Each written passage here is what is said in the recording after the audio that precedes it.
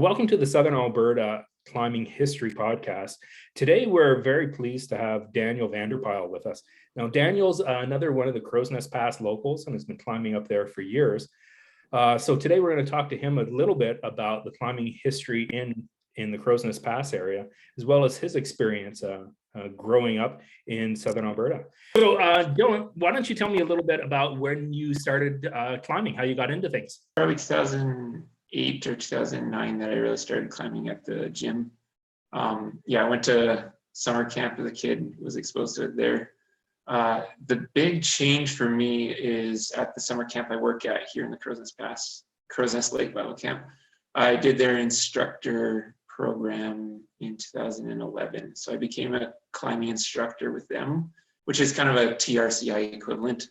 So that summer I took a bunch of children top rope climbing and rappelling, and that really took my gym climbing career from the years previous into I'm gonna really focus on outdoor climbing. And since then it's just been a steady progression, as one normally does. You start leading, and then you start multi-pitching, then you dabble in gear and ice and simul climbing and just getting into everything else. And still haven't hit big wall climbing. That's next on the list, I guess. So.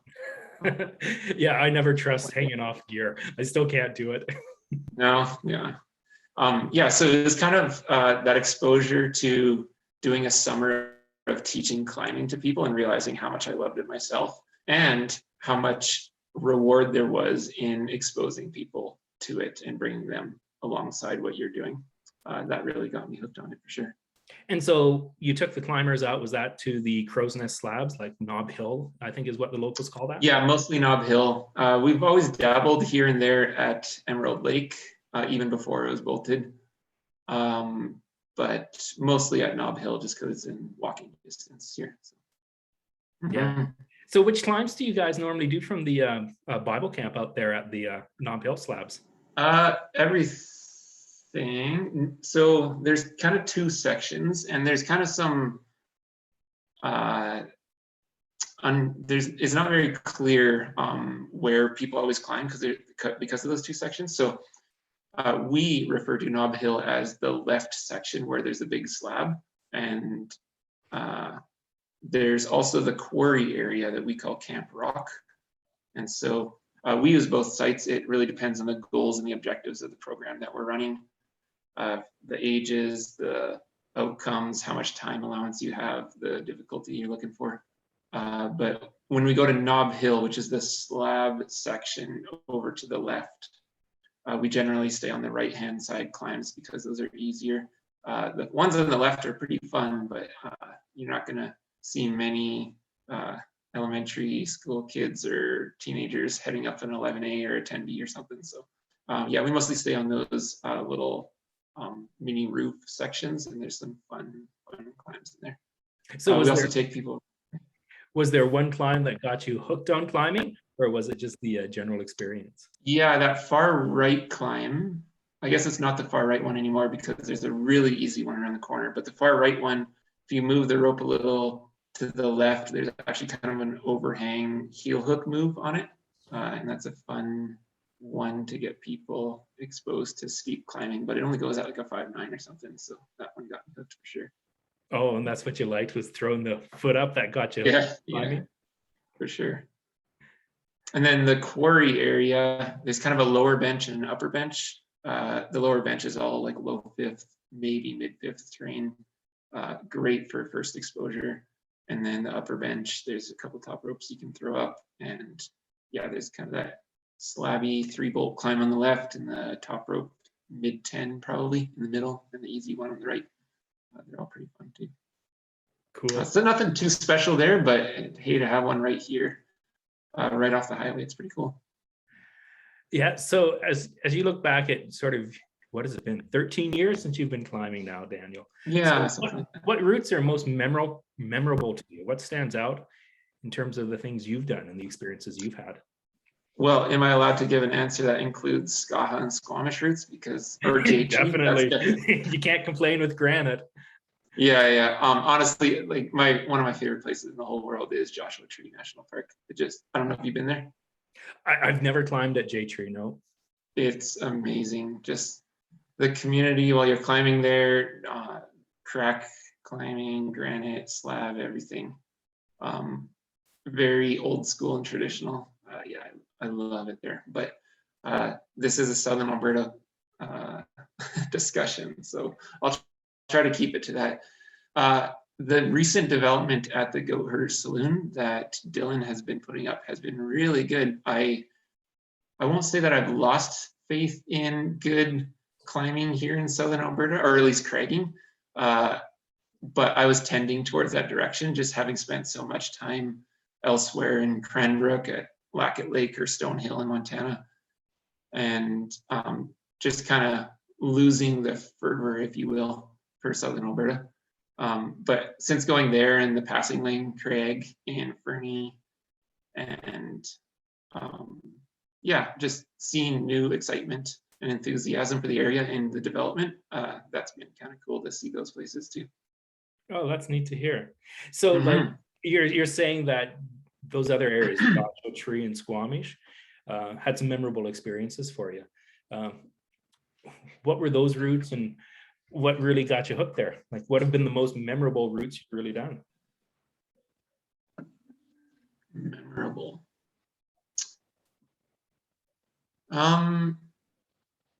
Anything on Yam has been fun, just because there's so much history there. I've only spent a few days out on Yam. I really enjoyed those. There's so many different angles to take this question. But just spending days and weeks in Skaha, projecting routes, hanging out in the parking lot. Spent almost a month there just before this last summer, and we had our little 1-year-old son with us, and he'd just hang out in the parking lot cooking dinners and then doing routes, and that was a really cool trip. Just working routes every day. So I think when I think of memorable routes, I often think of the community that's involved, which is a large reason why J Tree is one of those destinations. The few trips I've done down there is with the people that have gone. Yeah, so that's probably the biggest aspect that I would look at climbing through the lens of community that I've found in the midst of it. And yeah, just going up, whether it's a long multi-pitch with a good friend or cragging with a bunch of people in the community, it's been good. Yeah, and that's memorable. That's something that Southern Alberta really misses, is that climbing community. I remember like when I was first starting, it was sort of me and my dad, and there were no other climbers around that you could ever run into. And I don't know how we fix that or what we do about that, Daniel. Yeah, the U of L has done some good work towards that over the years, but it usually requires dedicated people to kind of head that club up and keep the momentum going. But that often looks like trips down to the States, which obviously hasn't happened in the last couple of years. I think the bouldering community has kind of their own thing at Frank, which seems really awesome. I'm not really a boulderer, but I'm kind of envious of the community that I hear about in the Frank area too. But yeah, that's an interesting inquiry you bring up of how can we strengthen the Southern Alberta climbing community. I'm all for exploring that for sure.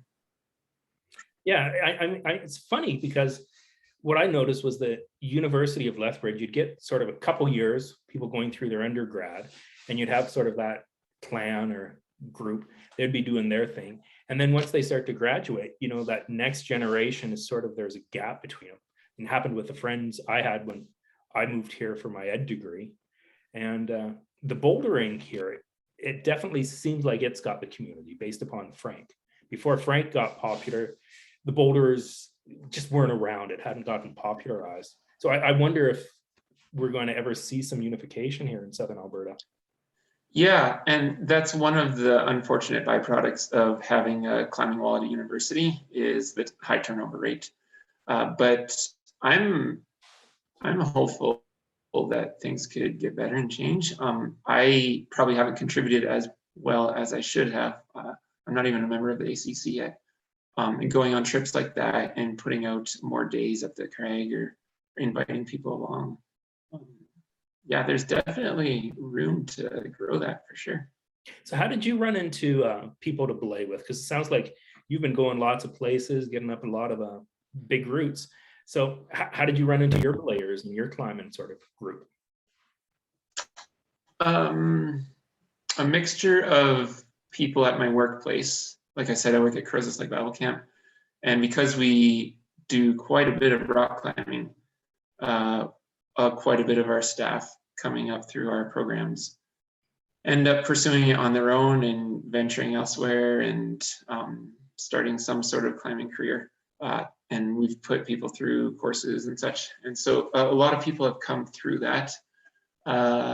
Friends of friends, I've dabbled a little bit in the U of L climbing club as well, just like going on trips down to Joshua Tree or Red Rocks or wherever else.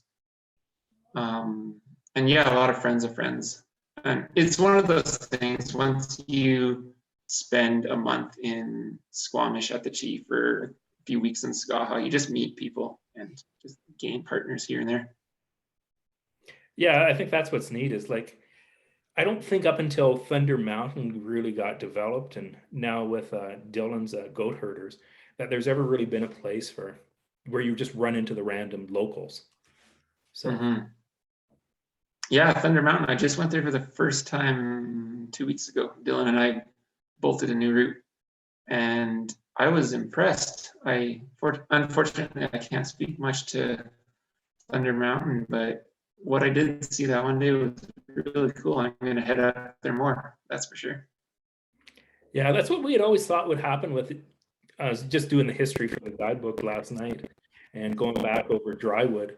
So back in 2000, when sort of our university cohort came up, we thought, oh, there's now finally a sport climb. Not everyone has to head up to Banff and Canmore. Things will change. You might actually run into somebody. And it never happened. Yeah, we always thought it was going to and never did. That's funny. The hope from one sport climb in Drywood. That's awesome. Yeah, I guess that place isn't too popular with the sharp holds and out there stuff. So, I mean, that's good. In terms of your climbing, you've done a lot of exploration up around the Seven Sisters area. And those routes are fairly committing, not the best of rock, certainly very different than Squamish. So how did you get those goals into your head? And what was those experiences like? Yeah, great question. Have you been up on the Seven Sisters Ridge? Yeah. You've done the seventh. The last tower, a number of years ago. Yeah, you had that 2014 report, correct? Yeah, sounds probably right. Okay. Like on the Waterton Scrambling webpage? Yeah. So I don't know how that happened. I have always been intrigued by spires.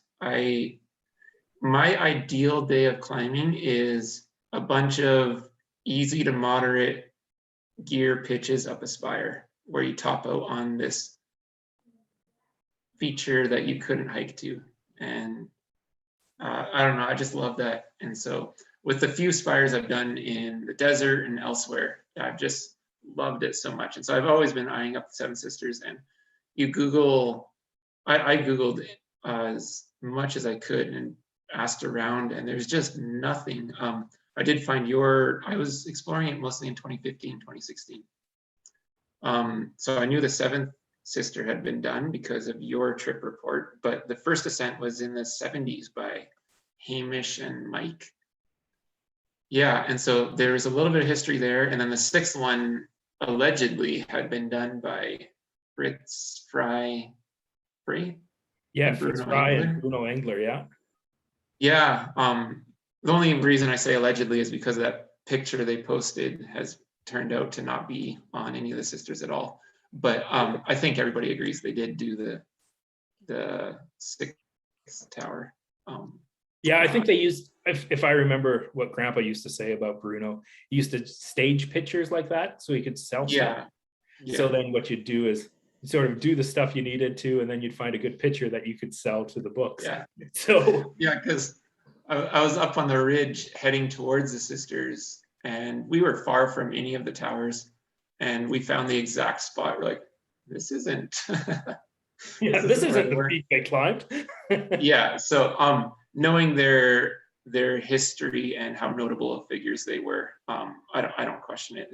They most certainly did summit that day. But it's kind of fun history looking at that and trying to interpret who has been up on the Seven Sisters. There's been a couple other here and there trip reports of the sixth tower. So the sixth tower is the tallest one. So when people refer to Seven Sisters Mountain or the Seven Sisters Summit, it would be the sixth tower that they're talking about. And that's the only tower that has bolted, yeah, that one there. It has bolted wrap stations. You can wrap twice with a 60-meter rope. And I don't even know who put those bolts in, actually. I don't know if you do. No, sometimes they just appear with other climbers, and Yeah. It seems like not everyone's used to either down climbing or wrapping off some gear. So the routes change over time very much, especially in the last few years. Yeah, so going back to the question of how I got into this, like I said, I've always been a sucker for spires, and I live in the Crowsnest Pass and just always looking at them, and I've hiked everything around them. And so looking at them for years and years, it's like, you know what? I know it just from everything that I can try to understand, it's going to be bad rock up there, but I at least want to go up there and look. And so, yeah, you can just see from these pictures right here how chossy and garbled it is.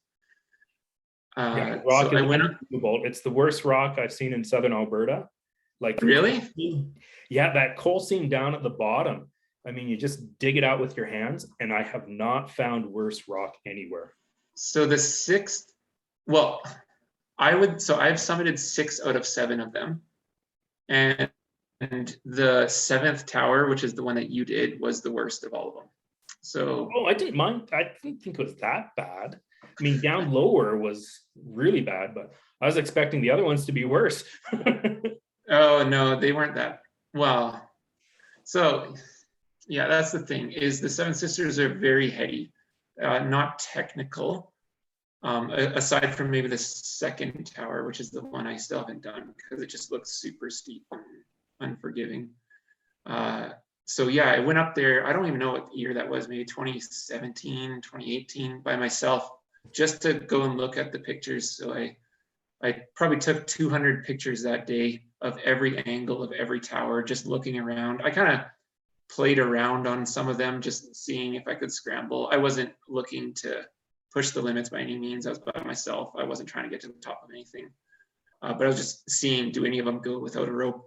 And it turns out I did the 5th one that day. The north face of the 5th one goes at like a class 4 scramble with quite a bit of grassy, mossy ledges. Yeah, right there. Yeah, and I'd looked at that one that day we were up there in the winter, and we said, oh, it's going to be a scramble. There'll be some gear, and there's a bit much snow for us that day to say, okay, should we or shouldn't we? Yeah, so that one went decently well. I would say, like, yeah, maybe a class 4 scramble. And it was pretty cool because it was just grassy up top, and it was this beautiful day. And I was on the 5th tower. And again, I had no idea what the history was, if anybody had been up there before. There wasn't a sign of people, but I don't know that I was the first person or not. So in the Rocky South guidebook by David P. Jones, I wrote that description for that tower, but I never put myself as the first ascent, just because it's scrambleable, if that's a word. And anybody could have gone up there. But the other 6, unless you're willing for a committing adventure, they're rock climbs. But isn't that interesting? That's what I found when I was up on the Sisters, and what I remember I loved about like Bear Sump when I was getting on it is you never knew if someone had been up there. Like you had a sense like, hey, if the loose rock is off, probably, but there's not a cairn, there's not a summit register, someone didn't pound bolts in, and there's no tat. You know, that's an experience that I think climbers are going to miss out on in the future when everything has bolted wrap rings all the way down everything. It's just different. Yeah, and I think I take a little bit of issue with people that say like, oh, I have this many first ascents or something. Uh, if you're in an area like Southern Alberta, like you don't really know. There's so many notable figures in the history of this place that could have been up there that didn't have Instagram to spray all over what they did. And so you go up there, you think, okay, I may not have been the first person, but either way, I had a good day out and it was awesome and made it back alive. So yeah, so to continue on, I went off on, I did the 5th tower that day, just loved it. I had all these pictures and I started plotting out all these possibilities. And I was like, you know what? I'm going to go up there. And I don't know, I could go on a lot of, uh, I could go down a lot of rabbit holes about risk management and safety alpine climbing in Southern Alberta. And I find that topic really fascinating. And I believe that you learn some of the most about decision making and safety and risk management when you turn away from an objective opposed to having completed the objective. And I have turned away from many peaks.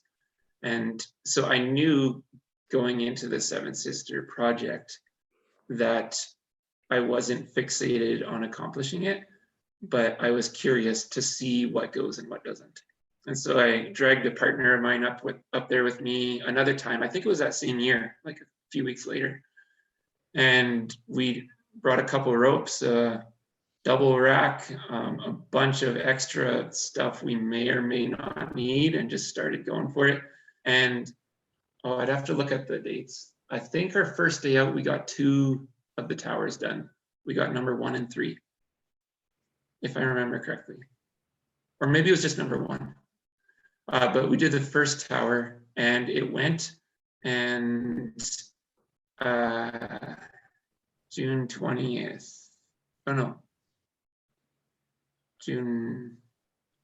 Yeah, that would have been June 20th. Yeah. So I went out with Graham and it went and we were stoked, and there was a thing to wrap off up top.